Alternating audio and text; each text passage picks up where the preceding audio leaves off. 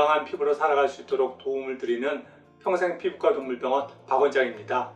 오늘은 저희 채널을 구독해 주신 분들이나 아니면 이 영상을 보고 계신 분들에게 부탁을 말씀을 드리려 이 영상을 촬영합니다. 바로 내용으로 들어가겠습니다. 주변에 소개 부탁드립니다. 저희 동물이 반려동물의 피부를 주로 보다 보니까 다양한 상태의 반려동물을 접하게 됩니다. 상태가 심하지 않은 아이들부터 지금 이 사진에서 보는 것처럼 기가 완전히 막혀 있는 경우, 그리고 또 코가 헐기 시작하는 경우, 지방층염이라고 해서 피하에 지방이 괴사되면서 피부가 여기저기 구멍이 뚫리는 경우, 또 천포창이라고 피부 상태가 이런 증상을 보이는 경우를 비롯해서 다양한 동물들을 보는데, 지금 보여드린 이 지방층염이나 천포창 이런 것들은 자가면역 질환입니다. 자가면역 질환이라는 것은 저희 영상에서도 몇 번 소개를 해드렸었는데, 내 조직을 다양한 면역세포들이 공격을 해서 파괴를 시키는 것입니다. 근데 이러한 자가면역 질환은 단지 피부에만 한정되는 게 아니라 다양한 장기에서 발생하고 그 종류는 100가지가 넘습니다. 그 종류를 보면 당뇨병부터 시작해서 사고체신염, 관절염, 그리고 재생불량성 빈혈, 췌장염, 갑상선 질환 등등 여기 열거되어 있는 목록들처럼 이렇게 무척 많은 종류의 자가면역 질환들이 있습니다. 근데 이러한 자가면역 질환은 어느 날 갑자기 생기는 것이 아닙니다. 생명은 수억 년의 시간 동안 다양한 관계 속에서 진화되어져 왔습니다. 그래서 신체 내에서는 다양한 구성 요소들이 서로 관계 속에서 존재해왔고, 또 생태계 속에서도 세균이나 곰팡이, 바이러스, 기생충 이런 것들과 적절한 관계를 이루면서 진화되어져 왔습니다. 그래서 자연에 이렇게 무수한 생명체들은 그러한 관계망 속에서 다 건강하게 살고 있습니다.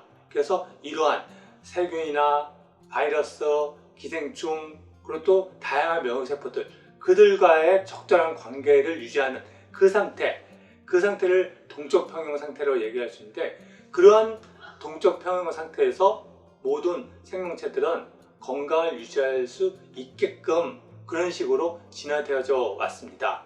그래서 모든 생명체들은 이렇게 건강하게 살아야 되는데, 자가면역 질환이 발생하는 것은 이런 동적평형 상태를 깨뜨리는 어떤 요인들이 지속적으로 누적되면서 자가면역 질환들이 발생하게 되는 것입니다. 그래서 동적평형 상태 속에서 내부의 요인과 면역력이 적절하게 균형을 유지하고 있으면 건강하게 살아갑니다.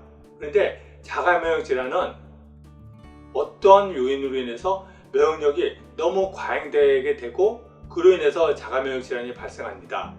사람들은 아토피도 그렇고 좀 전에 본 그런 자가면역 질환들이 어느 순간 발생하면 그 당시에 어떤 사건이 있었는지 그것만 생각하는데, 사실은 그 당시에 어떤 발생한 사건이 아니라 기본적인 면역 상태를 장기간에 걸쳐서 끊임없이 교란시키는 어떤 요인들이 누적된 결과입니다.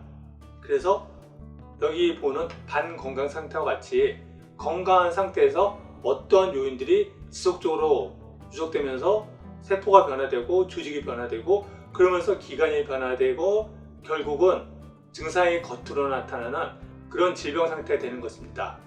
이렇게 건강을 조금씩 악화시키는 어떤 요인들이 있는데, 문제는 이 다양한 요인들을 사람들이 잘 인지 못하고 있다는 것입니다. 예전에 상영된 영화인데 트루먼 쇼라는 영화를 기억하실지 모르겠습니다. 이 트루먼 쇼에 나오는 주인공은 일상적인 생활을 하지만 그것은 평범한 생활이 아니라 거대한 세트장에서 살아가는 그런 삶이었습니다. 근데 그 세트장이 워낙에 크게 설치되어 있다 보니까 이 주인공은 이게 세트장인지도 모르는 상태로 살아가다가 어떤 계기로 자기가 그 세트 속에서 구경거리로 살아가고 있다는 것을 인식하게 됩니다. 이러한 트루먼 쇼의 거대한 세트처럼 우리의 삶은 다양한 업계들이 만들어오는 거대한 체계 속에서 생활을 하고 있습니다. 근데 이 체계가 워낙에 공고히 형성되어 있다 보니까 사람들은 뭐가 문제인지 잘 인식 못하고 하루하루를 살아갑니다. 제가 강아지 피부병 상담을 하다 보면 가장 황당한 얘기가 강아지는 사람 음식을 먹으면 절대로 안 된다고 그렇게 생각하는 사람들이 적지 않습니다. 개랑 사람이랑 수천 년에 거쳐서 같이 살아왔는데 사료라는 거는 기껏 만들어진 지 한 3, 40년밖에 되지 않았고 오랫동안 사람이 먹던 음식을 같이 먹으면서 지내왔는데 강아지는 사람 음식을 먹으면 절대로 안 된다고 얘기하고 있고 또 사람들은 정말 그것을 그대로 받아들입니다. 이런 어처구니 없는 상황이 이 거대한 틀에 갇혀 있기 때문에 발생하는 것입니다. 방금 예를 든 이거 말고도 굉장히 다양한 것들이 사람이나 반려동물의 건강을 해치고 있지만 그 틀이 워낙에 크게 형성되어 있다 보니까 사람들이 그 문제를 제대로 인식하기 어렵고 그래서 그 문제를 제대로 풀지 못하고 그냥 조금씩 병이 들어가면서 살아가고 있습니다. 그래서 그러한 틀 속에서 반려동물들이 살아가다 보니까 처음에 아토피 증상이 발가락을 약간 핥거나 아니면 귀를 약간 긁는 그런 정도의 문제였지만 그 근본적인 문제를 해결하지 않고 약으로 증상만 계속 억제하고 그거가 장기간의 시간이 지나면서 결국은 면역 체계가 굉장히 과잉된 반응을 보이게 되고 그러면서 좀 전에 보여드렸던 이런 다양한 증상들을 보이게 되는 것입니다. 그래서 이런 상태가 돼서야 보호자분들이 기존에 치료받는 방식에 대해 의문을 가지고 여기저기 찾아보다가 우연히 저희 병원 유튜브나 블로그를 보고 저희 병원을 찾아오는 것 같습니다. 근데 이미 피부 상태가 이렇게 돼 있는데 이게 한두 번 치료받는다고 회복될 수 있는 그런 상태도 아니고 그리고 이런 상태가 되면 피부 손상이 급격히 진행되기 때문에 보호자분들의 마음이 더 급해서 빨리 뭔가를 해결할 수 있는 방법을 찾으려고 하고 그래서 저희 병원에서 권해드리는 건강한 먹거리나 아니면 면역력을 정상화시키는 그런 과정을 따라오지 못하게 됩니다. 이 부분이 강아지를 진료하는 저희 입장에서는 너무나 안타까운 것입니다.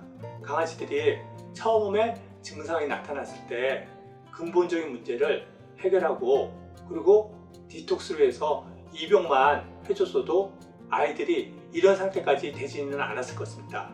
그래서 저희 채널을 구독하고 계시는 분들에게 부탁을 드리는 것은 주변에 혹시 기병이나 피부병이 반복적으로 재발해서 고산을 하고 있는 그런 반려인이 있다고 한다면 저희 병원에 가서 한번 상담을 받아보라고 권해드리기를 부탁을 드립니다.